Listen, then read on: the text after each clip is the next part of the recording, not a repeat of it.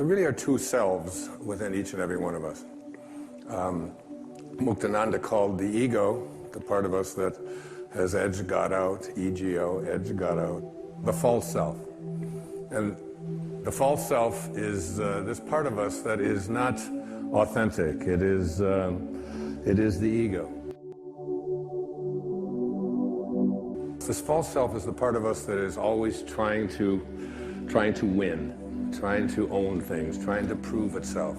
We send our kids off to school and we tell them, be ahead of everybody else, win no matter what, and so on. And they have a tendency to believe that who they are these bodies, even though the body they're in is going to change and you'll never be able to find it again.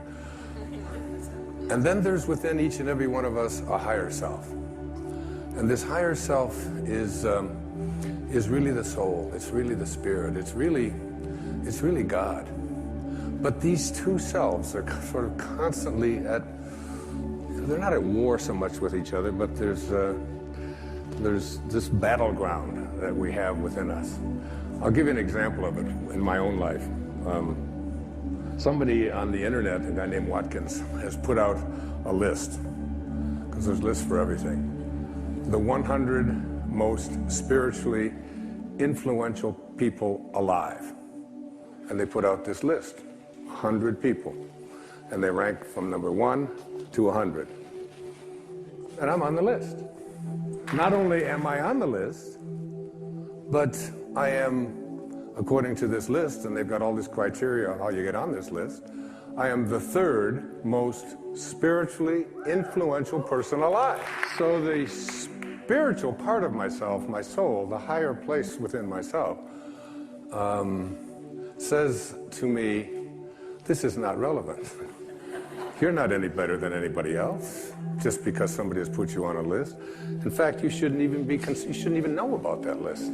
And perhaps the people who are most spiritually influential aren't even on that list and don't even want to be on that list because they don't care about those kind of rankings and comparisons and so on. But then there's the ego over here that says, what do you mean number 3? Well, what's going on with that? And who are these people who are more spiritually influential than you? And how are you going to take them down? It shouldn't make any difference. Who I am is the same as everyone else. We all come from the same place, and we all return back to the same place. But then the ego says, let's see, the 2 people ahead of me on this list, one of them is Eckhart Tolle, but he had Oprah, and he got on there every week, and that's not fair. So, and then there's the Dalai Lama, and I figure Eckhart and I maybe can get together and take the Dalai Lama out of his head. Or maybe I should align with the Dalai Lama, and anyway, the ego is doing this number on us. But there's also the part of us that is divine. And this is the place that I'm addressing here in this program. There's a quote from Joel Goldsmith. Joel wrote so many great books. The Parentheses in Eternity was one of them. And this is what Joel said. He said, then there are those who reach a stage in which they realize the futility of this constant striving and struggling for the things that perish, things which after they are obtained prove to be shadows. It is at this stage that some persons turn from this seeking for things in the outer realm to a seeking for them from God.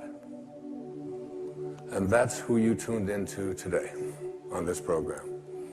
I have left this pursuing things and money and fame and winning and being better than others.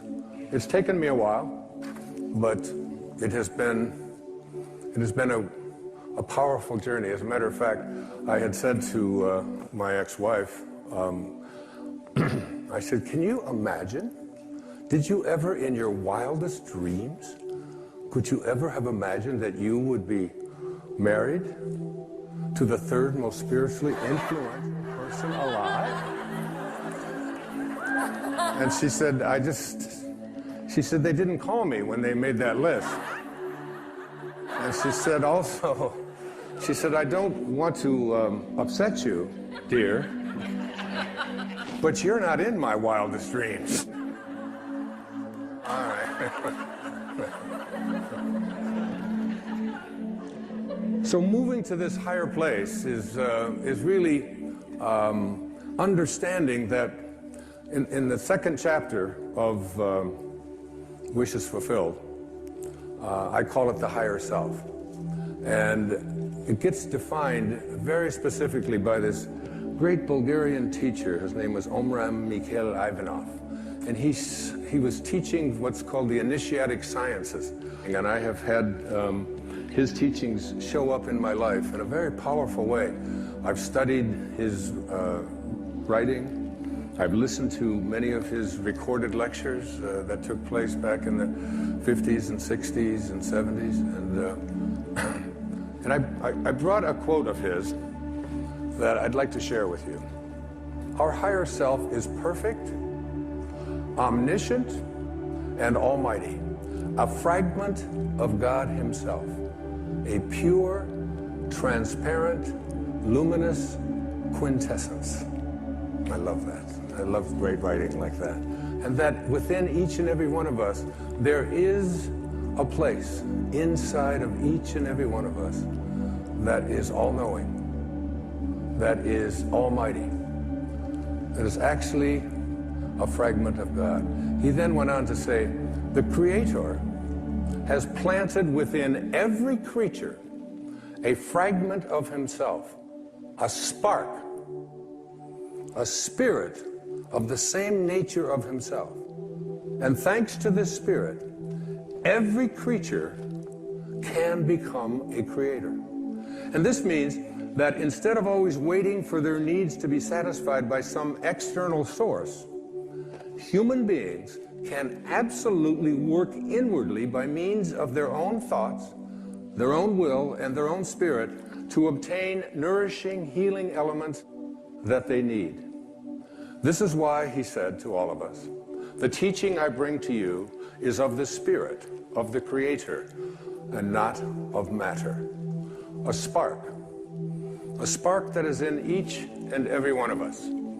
And this spark, I want you to be able to recognize, because that spark, I'd like to see you have it grow from just a tiny little spark, which means you can hardly see it, to a fragment, to a piece, to a larger chunk, if you will, to a section, so that this spark within you that you see up here is growing and growing and growing until it absolutely becomes even more than you imagined. T.S. Eliot, the great American poet, said, we shall not cease from exploration, but at the end of all of our exploring will be to return to the place from which we originated, but to know it for the first time. I paraphrase that, it's awful little. To know it for the first time. I think that T.S. Eliot might have been speaking about death, but I'm not.